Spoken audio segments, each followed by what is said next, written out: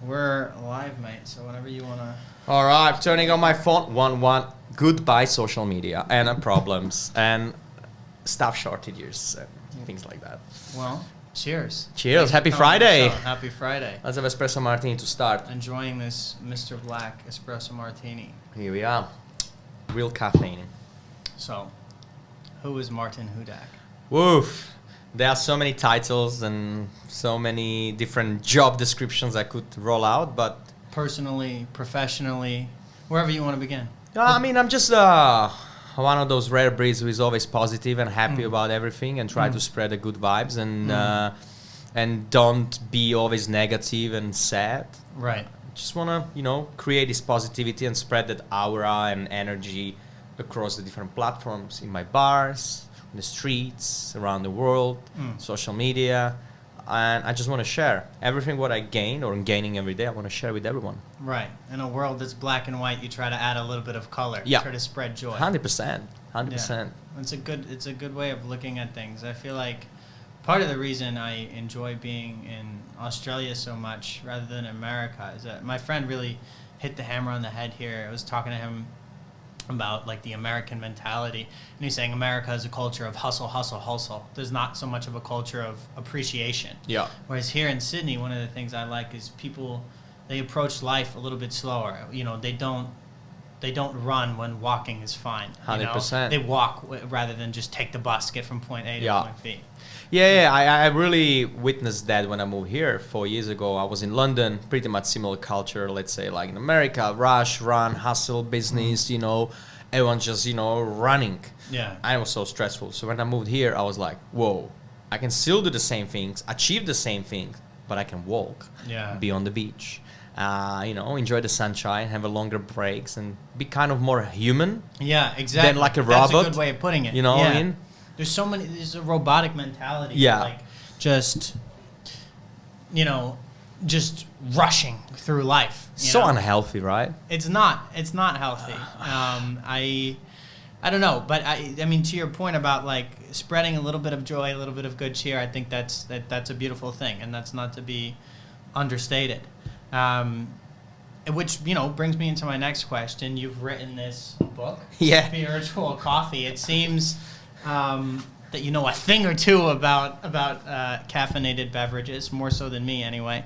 I would have offered to make you a coffee before this interview, but then I realized I'm just going to embarrass myself. He's probably going to spit it out, throw it on the ground, and say, "This isn't coffee. What is this?" Well, look, I'm not a judgmental. If you offer it, I'll take it, and I'll be nice and kind, and I'll swallow it, but... I'll swallow it. But, it's just the act of kindness that you're willing to give me coffee and that you are so confident to do it, Right. It's a gift. But you know what? I chose to give you the coffee socks. That way there's a fewer ways to fuck that up than brewing a cup.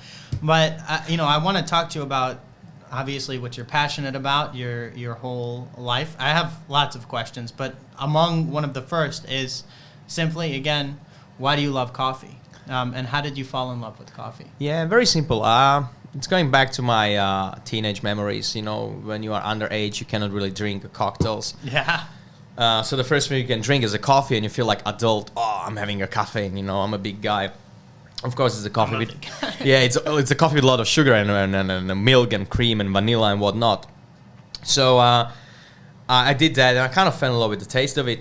First job I got was in a coffee shop, not necessarily like a cocktail nightclub. Right. So I was like, like a cafe. Yeah, it was a cafe, but European cafe always serves some sort of booze, cocktails, and things. So I kind of fell in love with it. And for me, every day you wake up, and there is a good reason to wake up because you can have a coffee. I'm waking up to have a coffee. Right. I'm not having a coffee to wake up. Yeah, it's ritualistic almost. It is. That's why spiritual, spirit, ritual, and coffee. It is kind of... Okay. You got it? Yeah. It is kind of like a holistic experience for some of us because being able to take 10 minutes of your time in the morning in between of your errands and rush and whatever and sit down and enjoy a cup of coffee at home made by yourself or your loved ones or going to your favorite coffee shop and sit down is that specific time of the day, your ritual where you are just by yourself, coffee, newspaper, cigarette, whatever, maybe social media, but it's you in that moment. And that's what I love about coffee. It really makes me realize how important is the present moment. Yeah. Yeah, it's a good, I mean, one thing, you mentioned the word ritual. I think one thing I've always appreciated about coffee is the degree to which it can bring people together. You know, you sit down, you have a cup of coffee with your mother and your father in the morning when you're a teenager, or when you're old enough to drink coffee. You meet someone, oftentimes, if you don't want to meet someone for drinks, you could say, oh, let's have a coffee. Coffee, right? It sort of, it's an excuse to meet, and it brings people together in a way that it's kind of beautiful. It's a social act. Exactly. I love it. Exactly. There is this ritualistic element to, you know, having a good old cup of Joe. Now, I mean, moving on, we're sitting here drinking these Mr. Black Espresso Martini cocktails. People often think of coffee and cocktails as distinct entities, like uppers and downers, the barista and the barman, as different things. Yeah. But there is an overlapping relationship. This is delicious. 100%. I mean, for many years, there was always like two different worlds, world of coffee, world of cocktails. And me, for the last 10 years, I tried to kind of, you know, be evangelist of combining those two worlds together. As you know, if bartenders work with chefs so closely or with sommeliers, I think baristas could work as well with bartenders and vice versa. We can learn so much from each other. And they are tied up, you know, they are so tied up to each other. You know, we both providing hospitality, service, we provide the products which are stimulants, products which makes us happy. And I don't see any problem to, you know, to do crossover. And historically, you know, what I discovered through my book and research, because this is a historical book, when and how it happened that alcohol and coffee came together. Historically, you know, those social gatherings, let's say in 17th century, somewhere in France, were always combined with bit of spirit, bit of cognac or bit of absinthe while you drink your coffee. You know, the both gives you something. So it's nothing new. It's just we kind of forgot about it and we kind of like separate them too much, like morning and night. And my role as a global brand ambassador and face for Mr. Black and myself and our venues is to show them that they can work together. But there are people who say that you shouldn't drink both at the same time because coffee brings you up and then alcohol makes you tired. Yeah, there are people who should say you shouldn't, you know, ride a bicycle because you can die on the street, you know. That's yeah. Honestly, I like the taste of an Irish coffee or of an espresso martini. Yeah. So I'll keep fucking drinking it. Yeah, exactly. Be mindful, of course. There is a caffeine in most of the real coffee cocktails. There's a caffeine. Be mindful. It's a personal thing. Not everyone's gonna drink champagne, for example, and eat caviar. Right. Some people just want to have a beer. Yeah. So it is personal preference. I'm not gonna force anyone. It is as well a cultural thing, depending where you are demographically. You know where you're coming from. Yeah. So I'm never forcing people. I'm always mindful. You know, you want one coffee cocktail, have it. You know, I understand it's 7 o'clock. You might go sleep. Here in Australia, it's different. People go nuts. Yeah. Crazy. They drink espresso martinis all night long. They do. There's a big drinking culture in Australia. Yeah. But it's a sort of thing it's delicacy. It's an art to combine the two, and you obviously are among the pioneers at bringing these two disparate worlds together. So, you know, in terms of like bringing different things together, I was reading an interview with you about how you ended up at the American bar at the Savoy. I think it was with Difford's magazine or one of those. And the thing that, by the way, just for the audience, the American bar at the Savoy is one of the nicest cocktail bars in the world. Just for context, everybody. Martin maybe won't admit it, but it is. So, like, I mean, I really loved this story that you were wearing borrowed clothes, like a tie from your dad, a jacket from a friend, whatever, and that you were sleeping on a friend's couch, and then you were sending emails to all these bartenders, and you got a call, and then the next day you were in London. You were in London. You just flew across a bunch of different countries. Like, you dropped everything. You're like, I'm gonna go there. Not even for a job, but just for the interview. Like, I'm going to drop everything. I'm going to leave. It doesn't matter. I'm going to go, borrow a tie, borrow a jacket, borrow pants, whatever you need in order to look sort of presentable, sleep on a friend's couch. And the thing that stuck out to me was just that this opportunity arose. You grabbed your bags and you left. You went with no hesitation.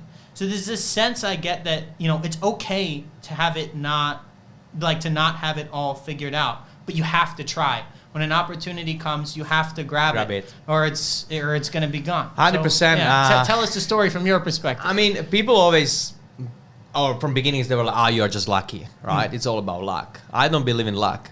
I believe in preparation. You always have to be ready. You always have to be prepared. You never know when your chance comes. Right. And when it comes, you go for it. Right. I'm a go-getter.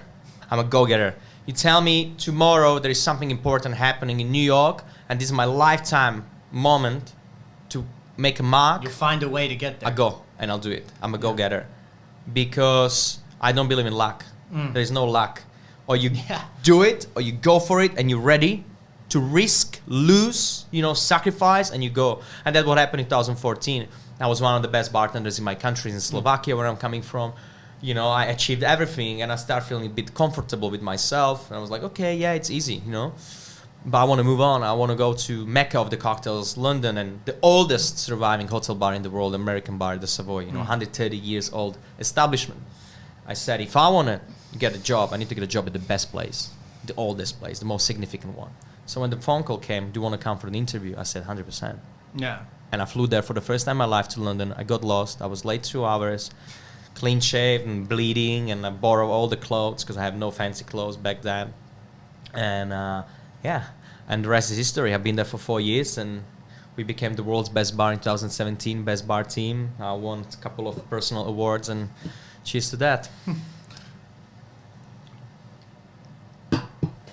I think it's remarkable that that you were able to accomplish all of this. But I certainly feel the same way in my own life, and with the small degree of professional success that I've been able to enjoy. It's like, it's not obviously circumstances can favor us in some ways, but at the end of the day, whatever you're doing in life, it's like you need to incur some risk. I think that's really what it's about. A lot of the people I grew up with, a lot of the people I went to university with, they didn't want to accept risk. It's always like, go for the safe option.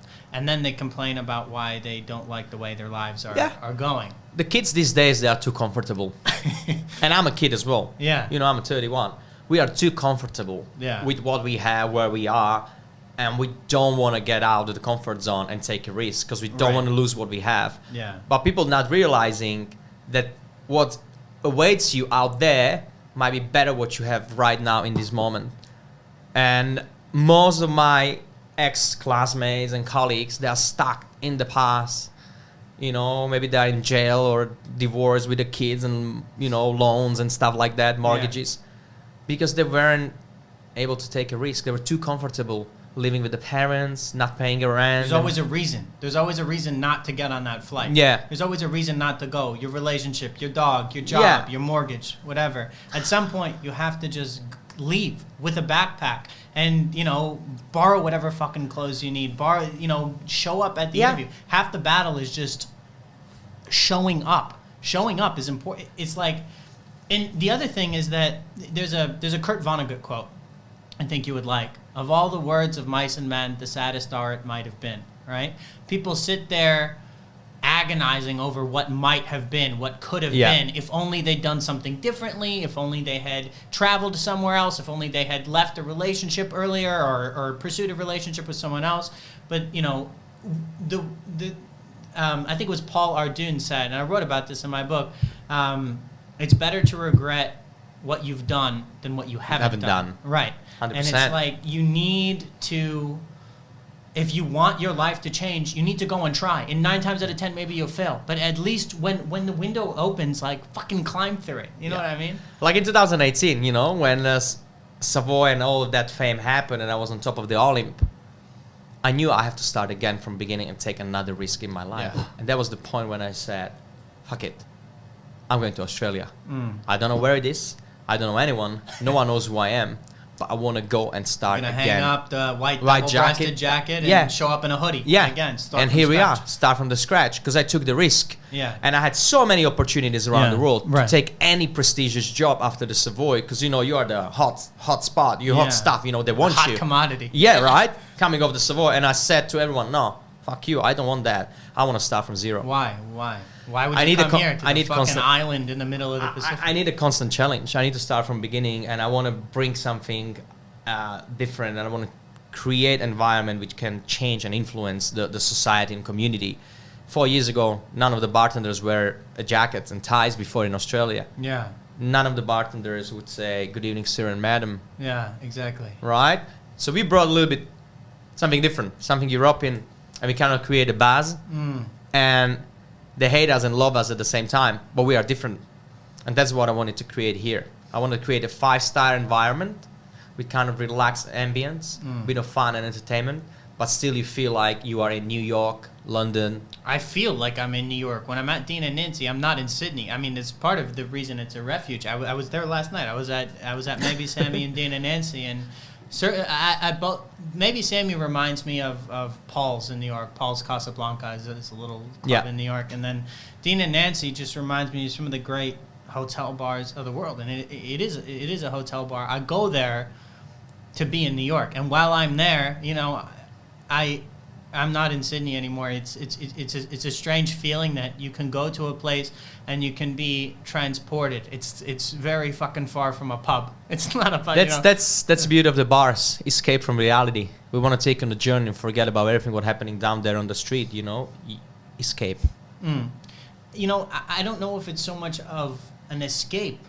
I like my life, but because you're in Australia. but it's more like the transformative power of just being in a place and everything, the sight, the smell, the sound, the fucking crushing of you know, an orange or whatever anyone is doing, the cutting of a lime, you hear everything. It's every attention to detail, as you know well know, is a compliment to you. Every attention to detail at Dean, like no detail is overlooked. God is in details. Yeah, that's it. It's true. You know what? I like your lapel pin. It is in the details. So I mean, it's just sort of interesting that you come to us like you had it all, right? You had it all going for you in Europe. Everyone wanted a piece of Martin Hudak, and then you leave and you come to Australia, and there were other people who did this as well. You know, as far as I understand, the Maybe Frank story was you had all these like very well trained, experienced bar people leaving the biggest, greatest cities in Europe to come work at like a pizza aperitivo restaurant in Randwick on the other side of the fucking world. Yeah. Why? Like, how did that happen? Or how did you get mixed up with Stefano and the whole Maybe all the crew? gang? Yeah, I think it's that energy. We talk about the energies, right? Now, when I met Stefano for the first time, he walked to the Savoy as a backpacker from Australia, terribly dressed, as he only can dress. Yeah. Because he's like Italo-Australian guy. And he walked there, and I was there with the tie and white jacket, and he kind of expected me to act like a dick. You know, like be like... To be a bit of a cunt. Yeah. You know, like be like superstitious. Well, what are you doing here? Yeah. But I was like, welcome, ciao, you know? Yeah. I was me. Yeah. I was me in a 5-star environment, and he fell in love with me, and he said, till today was the best hospitality he ever received. We became friends. I got opportunity to come to... What year was this? 2017? Yeah, 17. We became friends. I got opportunity to come to Australia with Mr. Black that year. The little tour as a Savoy guy with Mr. Black. Yeah. And I went to Maybe Frank, and I had one of my best nights ever. I had the pizza, I had the cocktails, there was disco ball going on, they were singing happy birthday to me, it wasn't my birthday. Yeah. It was so much fun. I was like, guys, what are you taking? Like, why are you so happy, all of you? And it's like, well, it's Australia, man. It's like, that's what we do. I got back to this grumpy, moody, rainy London, December, super busy, everyone upset. I was like, why am I doing this to myself? So I moved here, and I got this relationship with Stefano and Vince and my business partners and our team, and I was like, if I want to be the best version of myself, I have to be surrounded by people like me. People who are happy, energetic, and they love life. Yeah. And that's what happened. It's I mean, it's a remarkable story, and I wanna just rewind a little bit to your time at the Savoy, and then even before your time at the Savoy, and talk a little bit about, we talked about before, making the most of opportunities, but I want to talk about how persistence and humility have featured in your life. It's so important. You know, it's easy when you start to enjoy some success to be on top of the world and to become complacent, to say, I'm the best, and to just sit there and watch as all the other people zoom past you, you know? But, I mean, your story is like, for this World Coffee and Spirits competition, the first 2 times you applied to this, you were disqualified. Then you tried again. and again and again and again 4 more times. And then on your 7th time, that's when you won. And now you're champion of the world. Yeah. It sort of reminds me in some ways of like, you know, Formula One racers who just keep at it and at it and at it their whole career. Charles Bukowski is one of my favorite writers, and he spent his whole life being unsuccessful as a writer, and he only started enjoying professional success when he was in his 50s, when most people start thinking about retiring. Yeah. You're obviously younger than in your 50s, it seems like. But I don't know. I see a couple of gray things in my head. No, I'm joking. Yeah, me too. But look, to win on your 7th try is cool because it shows that you don't fucking give up. You keep going and going and going, and it's not for anybody else. It's for you. There's this quote from the movie Rush. It was a 2013 movie about James Hunt and Niki Lauda about the 1976 Formula One. Was it Matt Damon playing there? No, it was Chris Hemsworth. Okay. And my favorite. I forget the name of the guy playing Niki Lauda. But the quote, the fictionalized quote that Niki Lauda says about James is that, James after 1976 ended up like retiring and not continuing, or he continued a little bit, and the point is the quote was. James had proved what he needed to prove to himself and to everyone who doubted him. The idea is like, you're not doing this to impress other people. No. It's for the competition is with yourself. Yeah. So talk to me a little bit about how the importance of persistence and humility, just in all aspects of life, but also how they featured in your life. Yeah. I started in 2010. I knew I'm good, but my ego was bigger than anything else, and I burned myself. That's why I got disqualified so many times, because I thought I'm the best. But being the best is about being the smart guy and humble guy, and you need to read the rules. Yeah. You need to read the rules, you need to practice, you need to go deep. And the moment I started succeeding, and I went to the World Finals in France in 2013 in Nice, and I became 6th in the world, and I got this little trophy, I got this feeling I can do better. And I envisioned myself holding the #1 trophy, and I knew that one day I'll achieve that. Don't know when, but I knew. You pictured it. You could see it. Yeah. I really had this picture of myself, and I knew I can do it. And year by year, I got 2nd in Melbourne in 2014, then 2nd again in Shanghai in 2016. I was failing. But there's a lovely quote that when people saying, I never fail. Either I learn or I win. And I was learning every year about myself, where I can go. In 2017, when I became world champion, I won with the highest scores ever in the history. For some people, this is the end. For me, it's the beginning.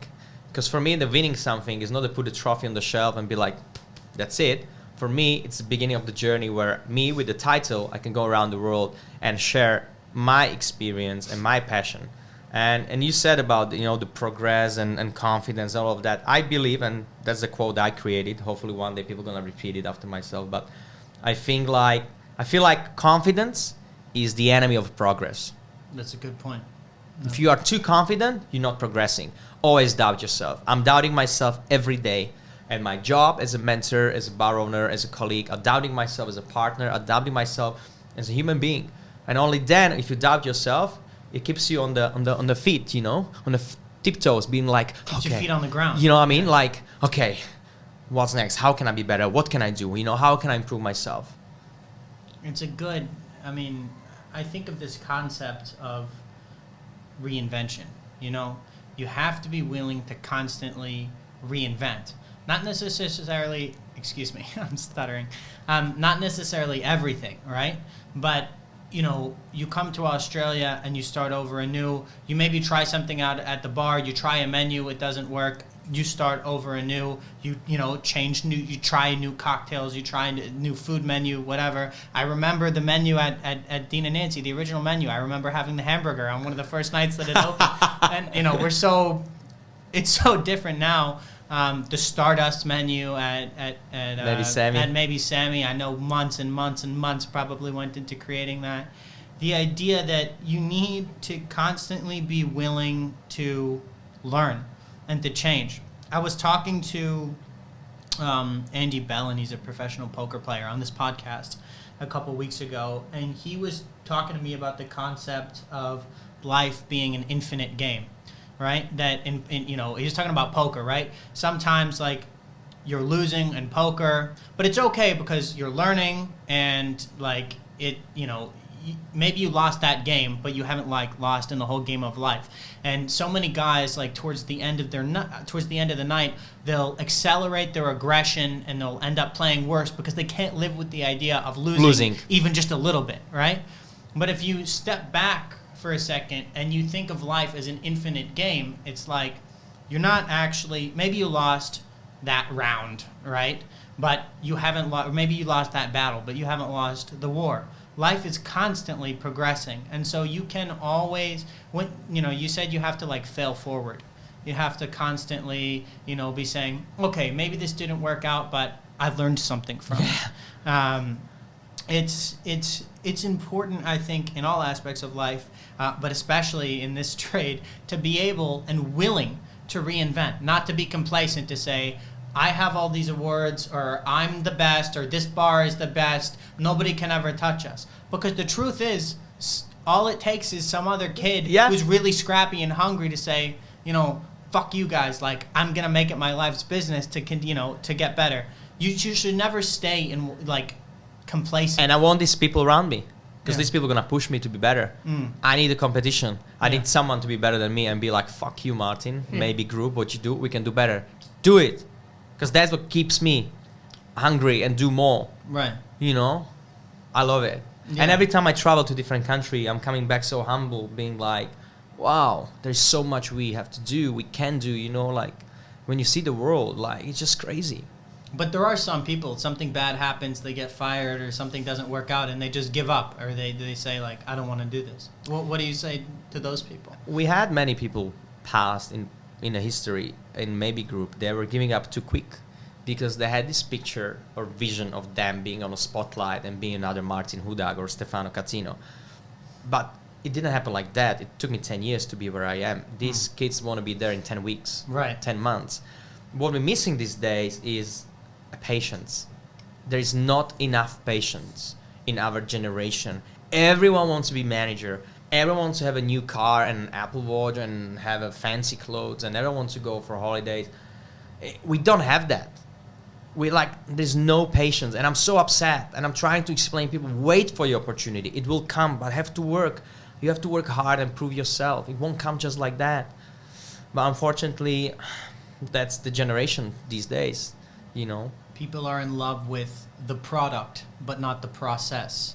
Love it. You're right. They want all of the things that come along with succeeding, but they're not willing to put in the work that success requires. 100%. I think I certainly understand and sympathize with what you're saying. Certainly that's the case in the writing world. I was talking to my old English teacher from high school. I still keep in touch with him. I was in the States a few weeks ago, and I went to visit him. He's well into his 70s now. We still trade jokes, and I went over to his house and drank scotch and smoked cigars. Wow. I didn't smoke a cigar, actually, because I just had this crazy nasal surgery. But we were sitting there drinking scotch and hanging out. And one of the quotes he always used to say is, I think someone asked him in high school, what is it to be a writer? And he said, to be a writer is to paper your walls with rejection slips. To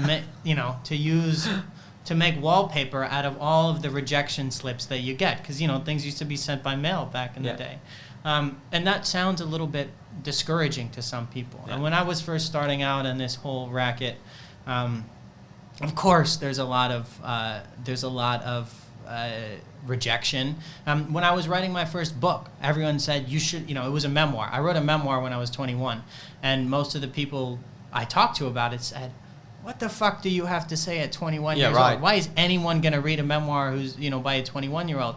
And my attitude, and then I was going to write it just as fiction, right? Fictionalize my life and, write about it like as an invented account and add in embellishing details. And then I was talking to my editor one day. His name was Michael. And I was like, Michael, I think we're just going to keep this as... he asked me, he said... Scott, where are you getting all these crazy stories from? Getting, kidnapped in the Jordanian desert by a group of angry Bedouins, to getting deported from England, to watching your boss get shot. Like, this is not believable. Like, this, I don't believe that this would happen to your protagonist, to the main character. And I was like, but this did happen. Like, most of this is true. This is all heavily rooted in fact. And he was like, well, then you have to write this as a memoir, as a piece of creative nonfiction. And I said, Michael, I'm 21 years old. No one's going to believe 21-year-olds don't write memoirs. Yeah, it's not that they won't believe it. They won't be interested. Like, I was like, Michael, 21-year-olds don't write memoirs. And he's like, exactly. That's the point. Like, no one else is doing this. You should do it. And I wrote the book, and for reasons that continue to elude me, people liked it, and it took off and won a bunch of awards and blah, blah, blah. But if I had listened at the beginning to all the people who said, this is ridiculous, why would you do this? No. Then I never would have written the book. I never probably would have gotten this job at Quillette. It's like you have to, at some point, go out on a limb, and just like keep going, stay humble, and be like, okay, probably, you have to stay humble when you have this success, but along the way, like, you have to be persistent. I love it. Yeah. One thing I want to talk to you about on sort of a similar vein is that when people see these sleek, high-end cocktail bars often attached to 5-star hotels, and they see waiters wearing double-breasted white jackets, maybe with a bow tie and slick back hair and beard oil and everything, it looks very glamorous. Like, I love the little rose lapels at Dean and Nancy. It all looks like great, awesome, and you're hanging out with like at the Savoy, rich and famous people. Yeah. You get to hang out with a lot of really cool clientele. But there's a lot of hard work that goes behind the scenes. I was talking to Simone the other day, and like, you have to prep, you have to cut all the limes, you have to dry the fruits, you have to do all of this hard work, and you also have to sacrifice your weekends.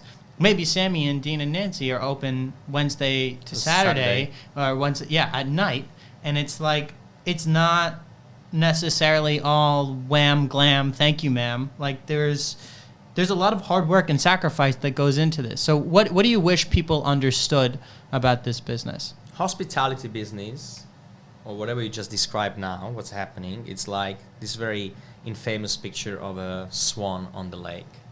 You see the swan beautifully swimming, cruising around, but underneath, yeah, exactly, paddling a lot for life. And that's what we do. You don't need necessarily as a guest to see our struggles and problems and the hard times of preparation and not having days off and etc. You want to see this beautiful, magnificent swan going around, and cruising, sleek hair, and nice jacket, everything. And that's a beauty and a danger of hospitality. It is a very toxic environment sometimes, connected to some health issues as well. There are so many people who cannot keep up with that world, because it's a high demanding world. You always have to smile, always be on top, always have to be amazing. So this job is really only for strong people, mentally strong people. I like this metaphor of the swan paddling 100%. underneath. It doesn't, something is going into making all of this smooth experience, right? It's the behind the scenes work, and it requires great sacrifice, 100%. As you've alluded to. I think we should all be grateful, or at least respectful, towards hospitality people, towards 100%. Bar people. It's a thankless business. People expect. I think it's one thing that's different in the United States to Australia is that hospitality people in the United States are seen as like service workers. They're there to serve you. Yeah. And so sometimes people are like they look down on people who work in hospitality. They're not appreciative. They're not respectful, and they should be. I think there's less of a culture of that here in Australia, but still, wherever you are in the world, just listeners all over the place. you should be nice to bartenders. Tip your waiters. Nice you should, exactly. you absolutely should. I want to talk to you, Martin, about burning out and recognizing like when you have burnt out. You spoke about in a past interview, I think it was your time at the Savoy. Yep. Like a lot of times people will stay in jobs or relationships or whatever long after the expiration date. There's no passion, there's nothing, and eventually that lack of passion turns into a resentment, and you start to hate it. You hate your boss, or you start to dislike your partner. And you've burnt out, whether it's the job or the relationship or whatever. So how do you recognize when you're burnt out and that maybe it's time to go? What would you say about that? It is really a personal thing, depends on a specific type of the person, right? But in my case, 2017, we achieved everything what we could at the Savoy, the best bar in the world, best bar team. I won finally Coffee in Good Spirit. And you've been waiting all your life for that moment to be on the stage, the glory, the fame, the spotlights, and it came. And after that, it was just emptiness. I felt so empty. I was like, but what now? I wasn't satisfied anymore. And that dissatisfaction in me turns into not being excited about my daily job. And I start feeling I'm not enjoying serving others. Mm-hmm. And I was sometimes moody, unhappy, and I was noticing I'm not myself anymore. So I made a very, very hard decision. I said, this is it. I have to leave this place. I have to leave London and start again. Because the last thing I don't want to is to make my guests realize I'm not happy to serve them. I'm not happy to be there for them. I wanted to avoid that. So to protect my guests and my team, I decided to leave. Because I was worried that this burnout will be so visible that I would just create lots of bad things. So I just left and start from the zero. When you're not yourself, I think is what stuck out to me through all of that is it's like the color has drained or things start to be in black and white or in sepia. You're just like going through the motions. You're not excited to be doing it anymore. I've found that in certain various different aspects of my life is like you need to be honest with yourself. I had another podcast guest say that you need to develop an unflinchingly close relationship with the reality of your situation, and I think that's accurate. You need to constantly check in with yourself. Or people try to rationalize, right? They'll convince themselves, I am happy, or I should be happy. I have everything. But you need to be honest with yourself and be like, maybe this relationship isn't working. Maybe this job is I like it, but I don't love it, or I want to want it. But I don't. You know what I mean? It's like I really want to like it, but I don't. And you have to be honest with yourself, because at some point you can only pretend for so long. It's true, man. It's so true. And this is not to say that you shouldn't be persistent. I mean, not every day is going to be sunshine and rainbows and fun. But in general, if you lack that sense of fulfillment, that sense of purpose, and you're asking yourself more than once, what am I doing here? Then maybe it's time to go. So true. Love it.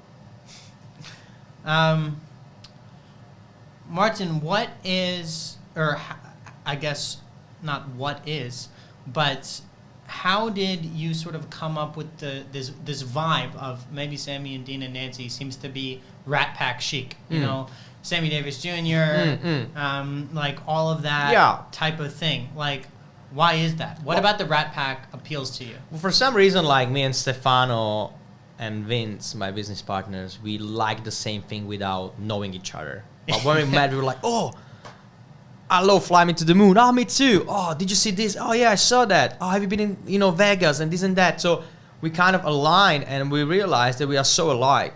We like the past so much, we want to bring it back. But we don't like the past nostalgically being like, it was better than now. No, now it's way better than back then. Back then was segregation. Look at Sammy Davis Jr.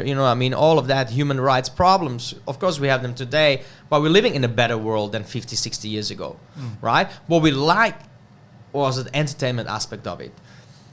When the Red Pack and people alike were doing a show business, they were doing both, show and business, because they understand the importance of both worlds. They weren't necessarily just singing or dancing, they were creating entertaining aspect for the people to have fun. And that's what we bring back to the hospitality. Hospitality, till nowadays, I believe, was only about providing a product, serving people. Right. We want to serve the experience, we want to entertain you. Yes, you pay That's for it. You're paying for the experience. Exactly. You get your drink, of course, but I want to give you something extra. We want to entertain you. This is a show business, not hospitality business. This is show business, and we are a showman. We are here to make you laugh, have fun, cry, come back, be excited. And that's why we love 60s, 50s, Vegas, Red Pack, and all of that. That's why we love the greatest artists of the time, because they understand that you can master the instruments, you can learn the lyrics, but once you're on the stage, forget that bullshit and just play. Have fucking fun. Have fun. We have to have more fun these days. Yeah. You can't be too serious about everything. No. Yeah, in all aspects of life, whether you're, in be serious about your job. Don't be serious about yourself. Do you know what I mean? I'm not a heart surgeon. I'm just a barman. That's it. I can imagine, I was watching, I was at Maybe Sammy yesterday watching Wen just like, moving things around like an artist. I wonder if heart surgeons do that. They go in, they do a spin with a scalpel, around, they cut something open, oops. Whoops, and then it just happened. Oh yeah, I'm going to do one more. Maybe they do. I don't know. Hopefully not any heart surgeon who operates on me, but maybe there are some who say, 1, 2, 3, hit it, boys. And let's then you go. have like a choir in the background, and then they're like cutting things open, pulling wires around. Everything what we do in our life is performance. It is a performance. We're performing sort of art routine. What do you mean by that? I feel like my team, like they know when 4:30 hits and we open the door, it's a performance. You're on the stage and people watching you, and you have only one opportunity to prove the people why they choose your establishment. You have to show them why it's so important to be in this specific bar. We are on the stage, and people not buying tickets to get a seat, they're buying cocktails to be in front of you. So I really believe that hospitality, it is a business of performing. We have to perform every day. And there's a certain spotlight. Some bars more, some bars less. But you have to understand that people's watching. They're watching always. Doesn't matter where they're sitting, they're watching you. And that kind of pressure, just so amazing. I think the word performance in English has like a bit of a negative connotation. In some context, though, is like fake. No. Like you're not being you. You can fake it. Like if I see you faking, you're going home. And it happened a few times with my team. I had to send them home because they were unhappy. They were forced. Do you know what I mean? Go home. Take a breath, or go to the back room and cry for a little bit, have a beer, have a shot, or give me a hug. Performance can be negative because we got this idea from theater, right? Like they are paid to perform and not be themselves. Yeah. But if you perform because you believe that what you do is to entertain others, in true form of being yourself, that's the most beautiful performance you can give to people. Right. Be yourself. Yeah. No, it's good. It's good advice. And then in terms of like actually being there, performing, putting on a show, one of the things I like about you guys and you in particular is that you get your hands dirty. You go behind the bar. You're not like, the CEO on the top floor who has no connection to the work. Like you're not like, the factory manager or whatever, like talking down to the workers. No, you're one of them. Yeah, you're on the floor. You don't take yourself too seriously, and you lead by example. How do people learn? They learn by, watching someone who knows how to do it. Be grounded, never forget your roots, where you're coming from. And funny enough, yesterday I had an interview for a new bartender at Maybe Frank, Italian guy. I had an interview with him. I was like, look, I just saw you an hour ago. You were taking rubbish outside of the building. Was it you? I was like, yeah. But why? And I was like, what do you mean why? It's my job. Yeah. I have to show people how things are done, because everything is equally important. Doesn't matter what you do. If you take rubbish out, or you wash the glasses, or you make coffee or cocktails. And then he was like, so you work in London? I was like, yeah, I work at the Savoy. Oh my God, you work at the Savoy? And I was like, yeah. Doesn't matter. Like, I am who I am today, and I'm grateful for that, what I did, but there is no position which is less or more. Everything is equally important, and I want to have my hands dirty. I want to do this job because I care. You know, I have no limitations. I want to do everything because I need to show them that doesn't matter what you do, just do it because you have a joy of doing it. And I'm not one of those CEOs, the owners. There are so many times I'm working on the floor, on the door, and people like, oh, we never saw you here before. Who you are? I was like, oh, I'm just a doorman. And then they find out I'm the owner. I'm like, oh my God, why didn't tell us? Like, why would I? What would it change? Not change nothing. My attitude is always the same. 100% in the moment, giving you the best of the best. Yeah, I know it's important because there is so many managers in business, for example, who are disconnected from their employees, and that's when you run into issues.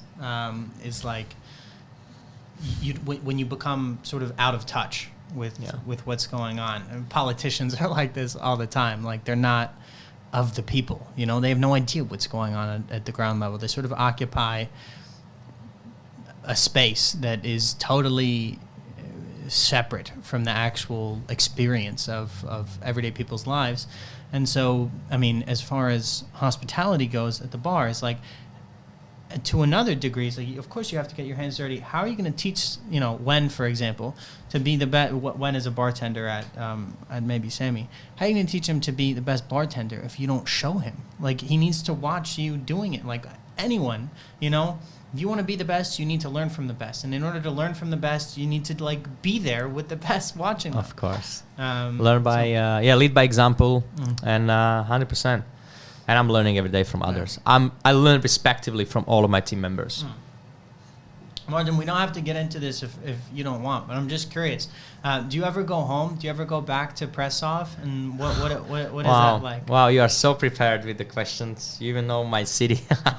I love it. I do. I mean, you travel all over the world now. What's it like going? I just went home for the first time. It was a very strange experience for me. Yeah.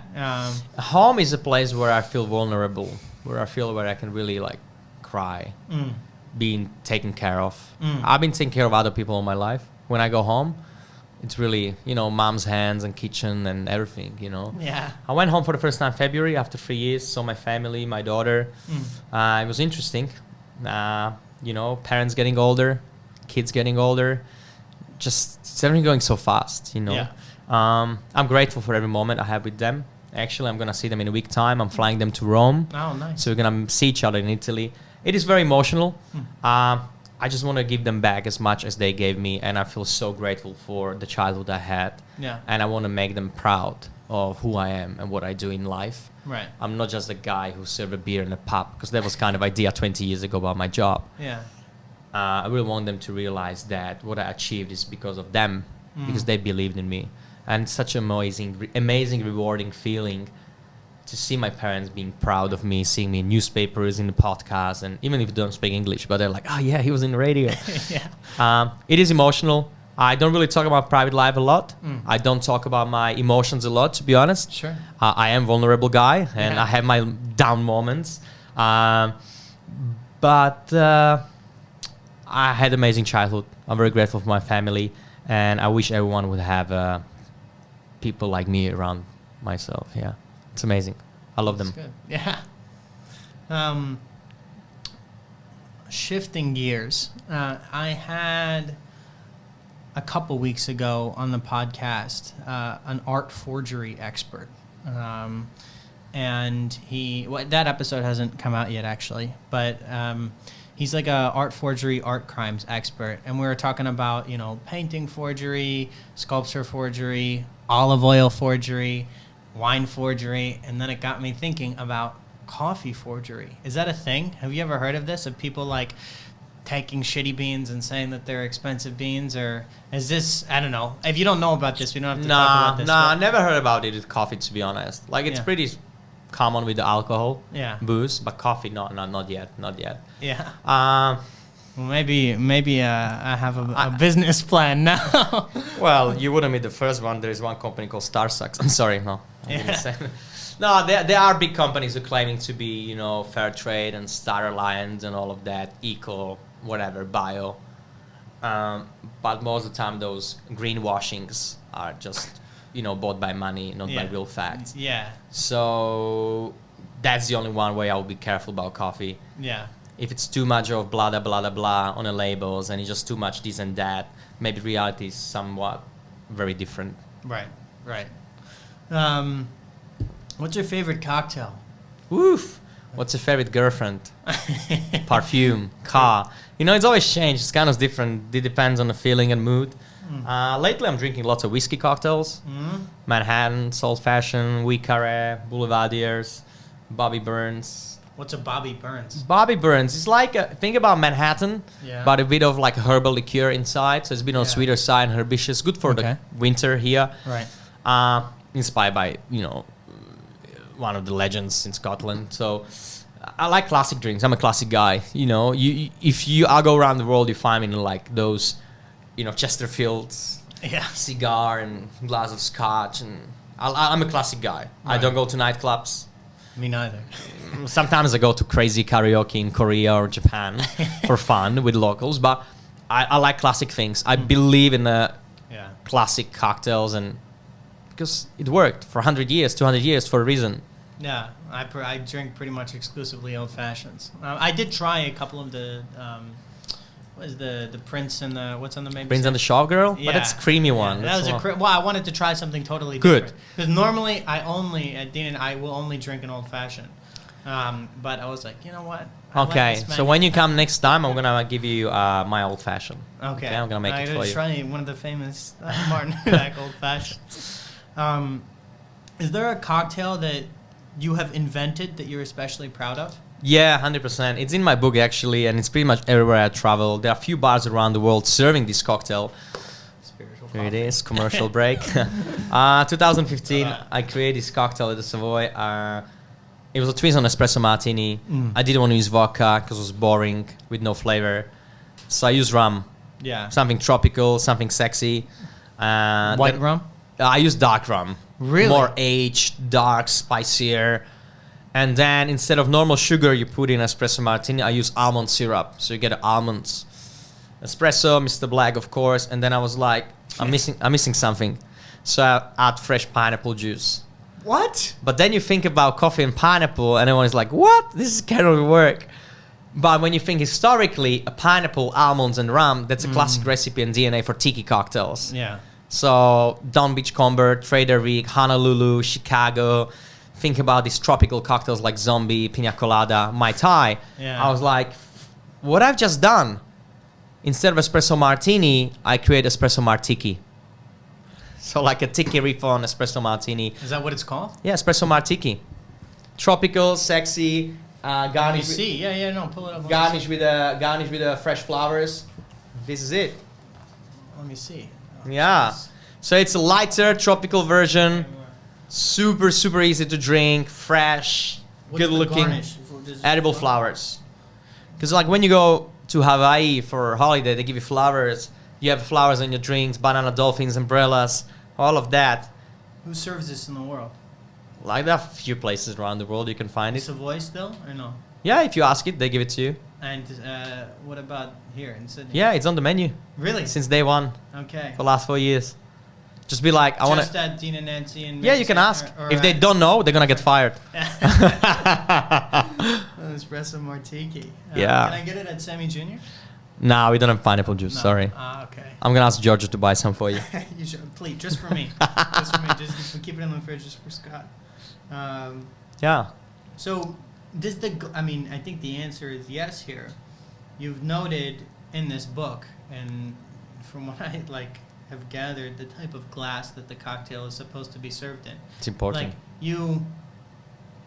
If someone served me an old fashioned in a highball, I wouldn't drink it because I like holding my tumbler. Yeah, right? makes sense. But how important is the actual glass Very in terms much. of the flavor? Very much. Is it just aesthetic? No. Or is there an actual functional element? It's what you said. It's the flavor. If you drink old-fashioned, strong, boozy drink from very thin, elegant glass, the drink's gonna appear as very light and sweet. When you're drinking from the tumbler, rock-heavy tumbler, drink is strong, heavy, not too sweet.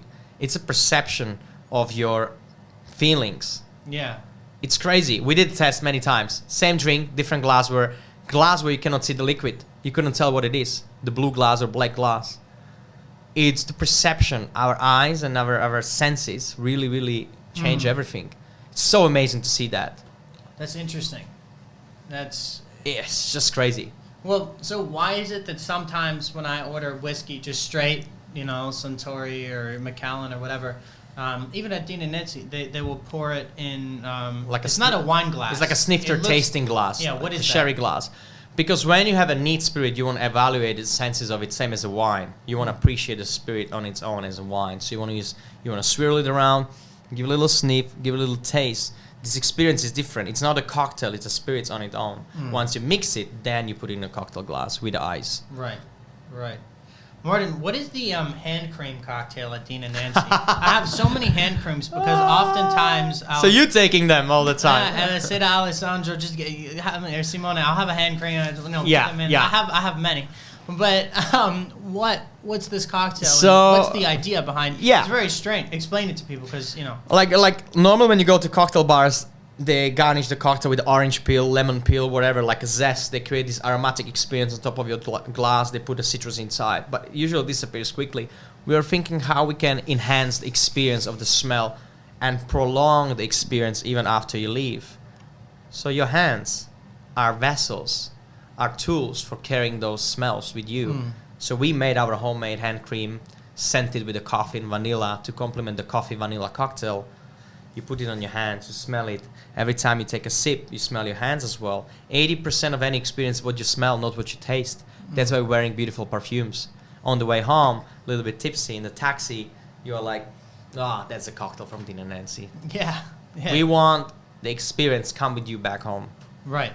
But there's a functional element to it too, as well. 100%. When you drink, what is the functional element to this hand cream? It's like, how did you select it? There's a lot of hand creams. You created it. We created it. It's our homemade hand cream. We were doing probably 15 different trials to make a hand cream. Is not that easy. Yeah. Hopefully one day someone gonna hire us.